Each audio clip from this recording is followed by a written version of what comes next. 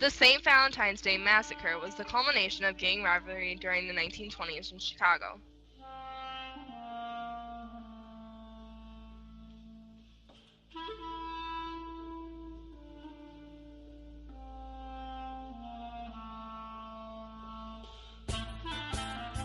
The rivalry between Moore and Capone is what started it all. America was deep in the era of Prohibition, and the citizens of Chicago were dying for the taste of liquor, which led them to buy alcohol from powerful gangsters like Capone and Moore. Competition between the two crime gangs usually led to death and mayhem. Contact between the two gangs wasn't rare, so what would happen next would change history. It was the morning of February 14th in 1929, and 7 members of Moore's gang were gathered in the SMC Cartage Co. garage on North Clark Street. Adam Heyer, James Clark, Peyton Frank Kusenberg, Albert Weinshank, Johnny May, and Dr. Reinhard Schwimmer. At 10 a.m., a big black Cadillac pulled up and parked in front of the garage. 4 men walked out of the car, and 2 of which the men were dressed in Chicago police uniforms, and the others in street clothes. The 4 men made a beeline for the garage with their guns drawn. It is believed that the true target for the massacre was Moore himself, but he was late getting there, and when he saw the supposed policemen enter the garage, he made the wise choice of not entering. Once the 7 men inside were lined up facing the wall, the 4 men opened fire and shot the men till the room filled with smoke.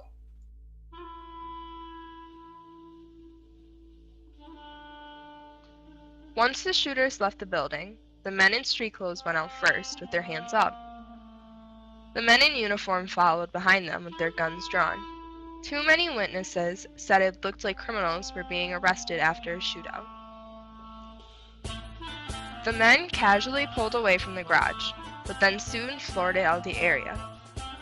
Because of the garage's dog was barking horribly from the noise of the executions, neighbors began to gather.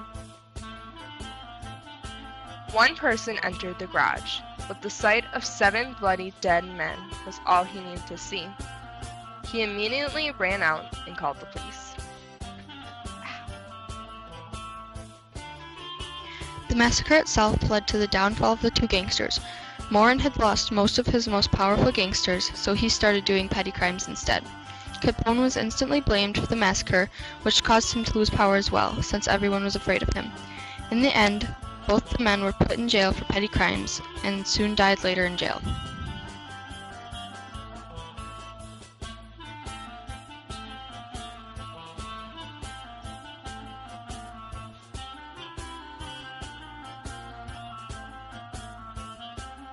Hours turned into days, and days into weeks, and weeks into months.